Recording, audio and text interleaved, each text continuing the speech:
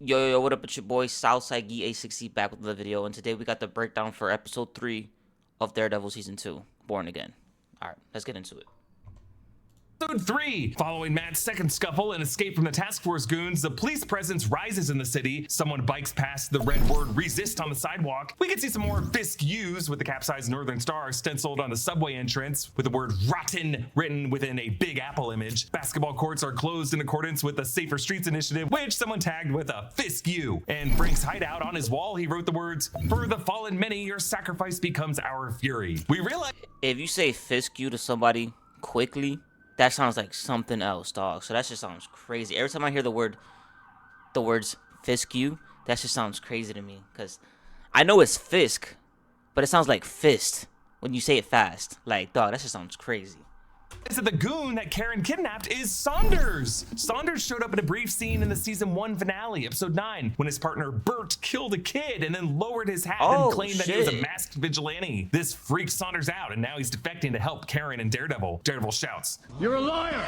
You are lying to us!"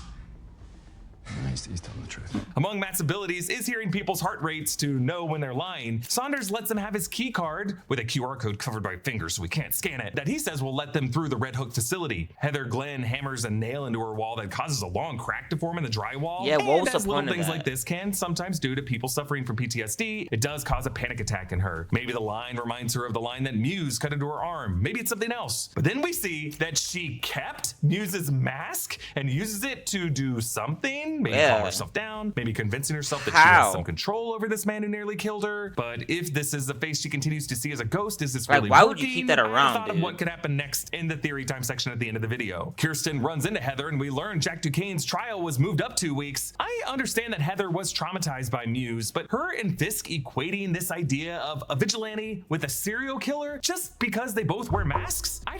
Not just that, Daredevil came and saved her. I'm trying to say, like, of course, I'm not saying that she shouldn't be traumatized because Daredevil came and saved her. No. Like, of course she's still gonna be traumatized what she went through with the Muse. But for me, it's still just like, bro, like, how are you so, like, headset or, like, so convinced that all vigilantes are bad when one clearly saved you from this dude? You know what I'm trying to say? Like I said, I understand, like, yeah, she did get traumatized. This dude, like, you know, he cut her up. He tied her up. Like, he spread out like a canvas for her. That must have been scary, dude. Like, she probably thought she was gonna die. She was gonna die. But my thing is like, but you saw the good in vigilantes, though, by Daredevil and coming to save you. Come on, dude. Come on, dude. Always found that to be a stretch that shouldn't work on as many people as it does in this show. There's a sweeping shot of the continued salvage of the capsized Northern Star that then angles down at the water, then back up at the Red Hook facility. This warehouse is marked with a literal Red Hook logo. Cole North leads a blindfolded Kirsten McDuffie through the detainment building, and at first we wonder, why does this walking sequence need to take all this time? But later the episode answers the question. These are all audio details that Kirsten relays to Daredevil later. The keypad by the exterior door, the broken glass, and the sound of pigeons above indicating a broken skylight, the sounds of dripping water, and a certain number of steps that lead down the stairwell, followed by another keypad. Kirsten meets with Jack about his trial, and he corrects, I think you mean tribunal. So a trial refers to a public legal proceeding overseen by a judge and often a jury. Yeah, I didn't get that. The only thing I got from that was that there's a character in Marvel called the Living Tribunal. That's the only thing that I related to that. Unless a jury is waived, a tribunal refers to a different kind of proceeding held before a panel of judges, usually without a jury, to determine things like disputes between judges. Held before a jury, unless a jury is waived, a tribunal refers to a different kind of proceeding held before a panel of judges, usually without a jury, to determine things like disputes between judges, or in some cases, things like war crimes. So Jack is basically saying that since he's being categorized as a terrorist, his guilt is already being assumed, and he's not really going to get a fair trial. Remember, as swordsman, the worst things we saw Jack do was help Clint Barton and Kate Bishop fight Fisk's tracksuit mafia in the Hawkeye series. And there was just that random BB report footage of him as swordsman just kind of fencing some criminals with his head covered in the street. The fact that they are leading with Jack Duquesne in these vigilante trials suggests that they don't really have anyone else who comes close to being a lawless crime fighter. Jack says, Le guillotine sur le place de la nation. This French phrase signifies the guillotines that were used at the height of the French Reign of Terror in 1794, when nearly 1,300 people were executed in just a few weeks for being suspected enemies of the Republic. How many? Nearly 1,300 people were executed in just a few weeks for being suspected enemies of the Republic. Jack specifically brings up the Reign of Terror a few lines later when it comes to the forfeiture of his assets, meaning Fisk took his money via civil forfeiture and is using that money to fund the Red Hood project. While you could say a wealthy elite like Jack would identify with the French aristocrats who were killed, the truth is that the vast majority of Frenchmen who were killed in the Reign of Terror were commoners and peasants, like the mostly average folks in the cages that have been caught so far in the task force raids on this show. The camera pushes in through the glass of this room that seems to be lit by daylight into another room that definitely is only lit with lamps with no daylight coming from any windows. Kind of an odd transition there. But we see 24 cages all filled with detainees who are screaming for help. It's truly horrifying. Matt and Karen speculate whether Frank is still alive and out there, saying that if Fisk did kill Frank Castle, he would have hung his body from the Brooklyn Bridge and said mission accomplished. Indeed, leading with swordsmen in these trials shows that the AVTF has slim pickings. Now, Charlie Cox got into incredible shape for the season, so it's a little unbelievable that Karen spends most of the scene facing the evidence wall instead. But Karen wants to avoid Matt's judgy stare for her willingness to take lives in this war. It's also interesting in this scene how she says Vanessa killed Foggy. Karen hasn't forgotten that it was Vanessa Fisk who sent Bullseye to kill Foggy and considers the mayor's wife equally culpable. We meet New York Governor Marge McCaffrey, who reviews the Red Hook Freeport 1855 charter from Foggy's records that Karen sent her anonymously. The governor tells Mayor Fisk that only the governor can revoke the charter, something she has to do now after the tanker with dubious cargo capsized in the East River. I think this governor is going to get her head ripped in half too. Daniel gets Buck Cashman to eat a hot dog. Very important there. And in Daniel's op research on Governor McCaffrey, he calls her a nun with a machine gun. I hope we get to see Sister Maggie like that this season. In this angle of Daniel's office, you can see another poster, Smash the Vigilante Menace. So Daniel brings up Buck's past as part of the... Yo, if y'all hear noises outside, y'all, it's Sunday. Where I'm at on Sundays, everybody take out their dirt bikes and their four-wheelers. So I'm sorry if you hear all this dumbass noise outside, bruh. British Special Air Service. This is an elite unit of the British Army that specializes in counterterrorism and hostage rescue. It's kind of similar to the US's Navy SEALs. The version of Buck's Bullet Cashman on this series is significantly different from the Bullet to the Marvel Comics, sharing basically only his name and his love of guns. Buck tells Daniel to find out who the City Without Fear content creator is, and Daniel suggests that the mockery could also be seen as flattering, which leads to a new City Without Fear video that is very different in tone from the other ones we've seen from BB. It starts out mocking swordsmen as a bargain basement Zorro and makes way more jokes than the last ones. We see various references to the sword being too small, but it's kind of hard to tell if these sophomore jokes are aimed at Fisk for being petty enough to make them, because the comments about Jack donating money to children's hospitals and women's shelters seem to be genuine compliments. But the text of "she doesn't have cancer" and "organized crime" over the stock imagery, I don't know, I guess the joke there is that Fisk doesn't consider those to be legit charities. Also mixed in there is this angle of Daredevil fighting Muse in Heather's office from season 1 episode 7 that I don't know how anyone would have gotten, and security footage of Hector Ayala as White Tiger in the bodega from season 1 that I think was deleted from the earlier version of the season before it got reworked. This version of the parody Fisk says he could save the New Yorkers with his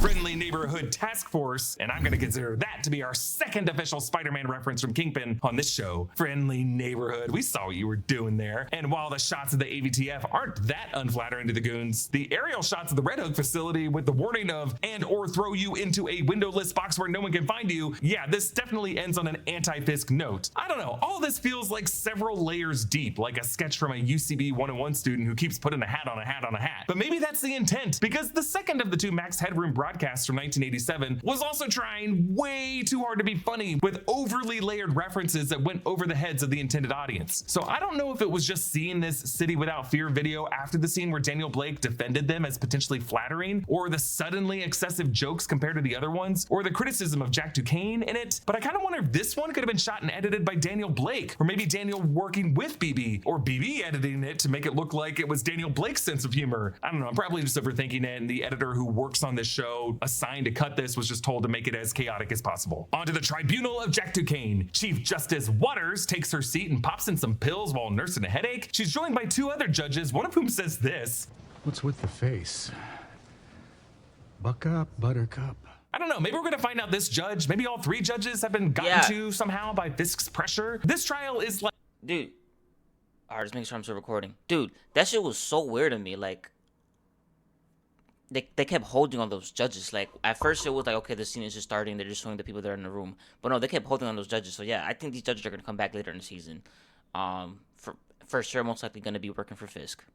Like an unwatchable sham. The psych eval that DA Hochberg quotes from Heather Glenn, citing that she has firsthand experience. There is an easy objection there that Dr. Glenn's attack from Muse should require the doctor to recuse herself on the basis of a conflict of interest. If the prosecution's whole tenuous legal argument amounts to vigilante swordsman equals serial killer Muse. Now, I get that the point of this is that it's supposed to be a corrupt, rigged tribunal. I'm just not how sure dumb Hochberg is supposed to be in the writing of this scene. But all of Kirsten's objections are overruled and Hochberg's objections are sustained. And then we get a line from Chief Justice Waters where she feels bound by the mayor's initiative. It just kind of sounds ridiculous. And I don't know if it was intentional or if just the person who wrote the scene hasn't seen enough episodes of Law and Order. I kind of just wish this scene did more to establish that these judges are scared of what Fisk could do to them or to their families. And that's why they're running this tribunal like a bunch of judges who don't. And that's probably why it felt so weird, because they probably didn't, honed in on that fact too much,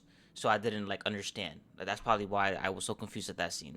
Care about losing their careers. But the justices do rule on this case and declare Jack guilty of the anti-vigilante laws of the state, while Jack mutters some unsurprised protests. Presented in all its ugly glory by the man whose hand holds the scale. Who is this line for? This episode's title is The Scale and the Sword, referring to Lady Justice, who's often depicted blind, holding scales and a sword. Specifically, we saw Lady Justice crumbling in the opening credits. By Jack saying the man holding the scales, he's suggesting that Kingpin holds the scales of justice, and therefore he would also hold the sword of Lady Justice, meaning that he's in a position to be judge, jury, and executioner and enforce the laws. There's a curious shot of Vanessa in red lying on the floor with her hair spread out. I have some thoughts on this in the theory section. And then at this dinner, we see Governor McCaffrey chumming it up with Sheila Rivera, a political alliance that might shed some light on why it's going to be Sheila Rivera handing Spider-Man the key to the city in Brand New Day. Vanessa sat Heather with the handsome murderer, Buck Cashman. Buck shares his breakdown of Fisk's operation like a royal court. Fisk as king, Vanessa as queen, Daniel Blake as a jester at first glance, but is actually an heir apparent. This also contributes to my idea of Daniel as a potential Richard Fisk figure, but Buck said heir apparent, as in a supposed next in line who could just as easily be set up to fail and removed. Sheila as Iago,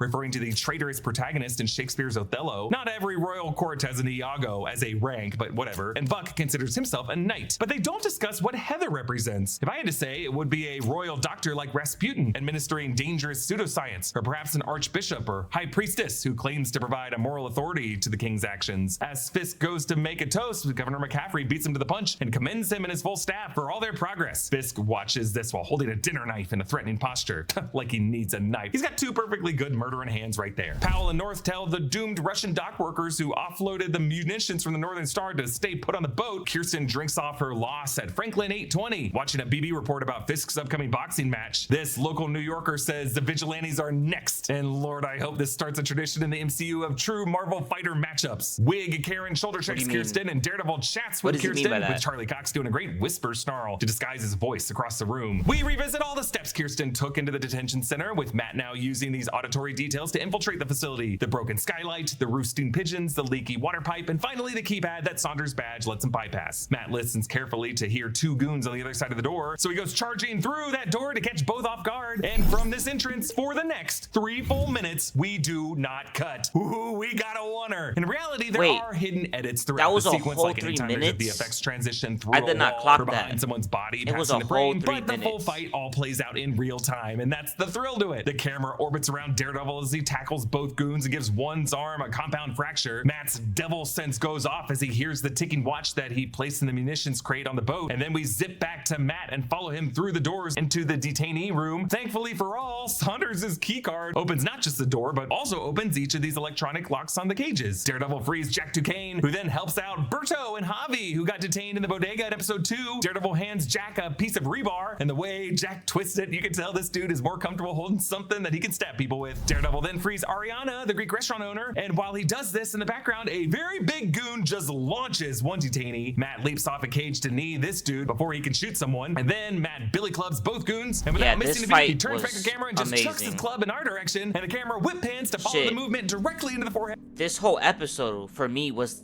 the best episode in this whole version of Daredevil. Like in the Born Again era, this was the best episode so far. Head of a goon leading to another wave. We can see a burst of blood indicating that this guy's nose got broken. Then another goon gets stabbed in the face by Jack, who picks up that guy's baton and puts those swordsman skills to work to take down more goons, less concerned about lethal force, while Daredevil uses less deadly force. I gotta say, that guy's name being Jack, like Matt's father, there's something sweet about Matt teaming up with a different battling Jack. Daredevil I didn't grabs even one think about detainee that. and ducks him beneath the swinged punch of another goon, and then that detainee has to jump to the side as Jack fights two goons, taking a hit and saying, "Come on." Daredevil then revisits that big beefy goon who launched a dude earlier, tackles him, and breaks his leg, which must require a ton of force for a femur or a knee on a guy that big. Now Daredevil hears a voice from the next wave ordering, "Use lethal force," and he uses his billy club cable to crack a steam pipe and blind the gunshots from the next goons. Seriously, The music right these here was two guys amazing. are just shooting blindly at a bunch of unarmed detainees, but Jack makes them pay by impaling one with his rebar into the shoulder, and then Insane. Daredevil stabs his billy club into another one's thigh, yanking him forward. Daredevil did a similar bloody move as a near finisher on Muse in season 1 episode 7 to pull him away from Heather during that fight. Daredevil then ricochets his baton to take down another goon and then marches forward to bat the gun out of the hand to finish the one Jack plugged with the rebar. So we end this 3-minute oneer on this shot with Daredevil and Jack in the background, and Matt growls, "Move!" and orders all the detainees to exit stage right. Bravo, stunt team and camera operators. Well, it doesn't have the novelty of the season 1 Netflix era hallway fight It was scene. close, This time, though. getting It to was see very Matt close, collaborate though. with another vigilante swordsman and liberate detainees from cages just brings a victorious catharsis that, sadly, in our world amounts to escapist fiction. But part of what made Iron Man great in 2008 was that it allowed viewers to imagine how a Marvel superhero could solve seemingly impossible real-world problems. In my opinion, not since 2014's Captain America Winter Soldier have I felt that imagined justice of the if-only variety. I think this episode making the tribunal so absurdly rigged and making Powell and the goons so sadistic and evil are just done in order to squeeze as much righteousness as possible from the climax of this episode. As Karen waits in a getaway car outside, a shadow darts past her in the background with the level of agility that seems only possible by an enhanced person, but it is Angela Del Toro. She wears has her the Uncle amulet. Hector's white tiger amulet and a new outfit of a white hood comprising her own white tiger outfit. Angela's aunt Soledad reunites with her. Powell's unit storms in with Humvees and opens deadly fire. The closed captions show Powell saying, "Shoot the prisoners," and Cole North says, "What?" So I guess we're meant to see some sense of moral reluctance within the goons. Karen and Angela arrive with an armored truck that blocks the goon fire and allows the detainees to escape. When they try to cut them off, Matt clubs a few of them, and Karen confirms Matt's fears of her Frank Castle energy by dropping beneath the undercarriage of the truck and shooting dead a goon that Matt had dropped. Matt just hears a gunshot, the groan of the goon, and probably that guy's heart no longer beating, and knows that it must have been Karen. Ariana tells Daredevil that she knows a place they can go. Remember, she was targeted because she has a refugee smuggling operation for getting people out of the city. Jack drives the truck, plows through the Humvees, mows down the fence, and flees. Powell and the others can't chase because their tires were flattened by 3 white tiger claw marks made by Angela using a knife with a sheath marked.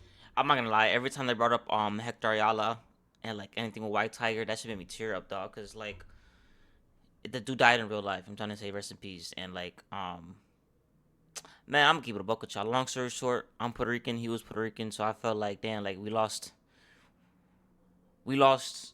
our first Puerto Rican superhero in the MCU in Marvel Studios.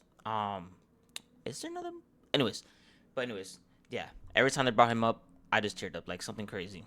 H.A. Hector Ayala. Based on Rest in where peace. everyone was during the shootout and how pinned down the good guys were, I don't know how or when Angela would have run over to the other side to flatten those tires if the Humvees all rolled in after the detainees were pinned. But based on how agile she was when she darted around Karen, I'm thinking that amulet might have given her some skills. While this escape leaves us on a triumphant high, the ending of this episode knocks us back down. Fisk orders Powell to blow the Northern Star with the night crew that Mr. Charles hired all still on board. We see the explosions rock these unfortunate Russian soldiers, and we hear all of their screams, sounds that echo in Matt's ears in particular, screams continuing as the Northern Star goes beneath the water, and then they're all silenced. It's like Obi-Wan Kenobi sensing Alderaan exploding, hearing billions of voices screaming out in terror, suddenly silenced. Oh my God.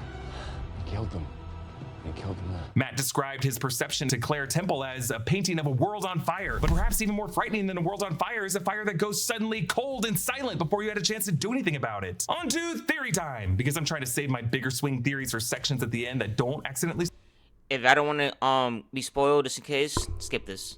spoiled, folks, and just want to stay surprised episode by episode. Okay, based on various clues, I'm bracing myself for 2 deaths or tragic spirals for female characters this season: Heather Glynn and Vanessa Fisk. For Heather Glynn, the way the Muse mask continues to haunt her and the way that she keeps it in her drawer makes me concerned that she's gonna wear this mask herself and do some horrifying things before she ultimately dies, maybe by Bullseye or Buck Cashman. Like when she looked at Jack in the examination room, notice how Muse's appearance in the glass behind him, it could have been her own reflection. For Vanessa, her trippy dreams of being shot by Bullseye, the blue rose, the shot of her on the floor of her bedroom in episode 3, plus the unusual amount of screen time they're giving to Ayelet Zurer these episodes, I'm just gonna be surprised if she makes it out of this season alive. And while they're setting up Daniel Blake to be the heir apparent to Fisk, maybe even in the vein of Richard Fisk, I do think he's being set up to be a patsy when Fisk's criminal dealings come to light. So Dario said that they're gonna finish the Mayor Kingpin storyline this season, and obviously Sheila Rivera is gonna take over some authority in Spider-Man Brand New Day. But does that mean that Fisk is gonna end this season dead or incarcerated? Is he gonna move on to become king of some other kingdom like Madripoor or the Raft Prison, or his own island? Because that line, the sand between my toes, could it be a comment for him to appear in the sands of the void as he becomes Battle World? Hey, remember the concept art for the Golden Daggers Club and Shang-Chi, and how we all thought that movie was gonna be an Enter the Dragon Mortal Kombat fighting tournament where Deadpool could be fighting Proxima Midnight? Yes, we did get Wong versus Abomination, but if they do bring back Kingpin and Battle World, I want to see him fight Abomination in a version of the Golden Daggers Club that was pruned to the void. But that island they mentioned, could that also be an island he has to surrender one day, like General Lee, to form a future Genosha mutant colony, one that he will secretly target Master Mold and Sentinels at? I'm getting ahead of myself. I am trying to force everything in this show to be part of the mutant saga. I mean, you never know, but I don't think so. Theories, and a special thanks to one of our YouTube members, Bro, for supporting us at the executive producer level. Big thanks to Studio Tech, Brian Kim, New Rockstars editors Joshua Stephen Hurd, and Abby Friel, and all the supporting editors for their work on this video. Follow me at EA Voss, subscribe to New Rockstars. Thanks for watching, and I'll see you next time. Bye. Alright, y'all. Like always, let me know what you thought about this video, and also let me know what you thought about episode 3 of Daredevil Born Again season 2. For me, this was the best episode so far. Yeah, this felt more close to the Netflix series. It felt way more akin to that. So yeah, I'm really digging this season so far. But like I said last episode, I don't know if I said it last episode, the breakdown for the last episode, it's just still not hitting as the Netflix series was. I don't know what it is. Probably will never be on that same level as the Netflix series, but it's still good enough to watch. So, and for me to get hyped for certain scenes and shit like that. But I do have to be straight up, and yeah, it's not nothing compared to the Netflix series, but like I said, it's still good though. It's still good. But anyways, like always, oh, hold up. Okay. But anyways, like always, like, comment, subscribe, and deuces.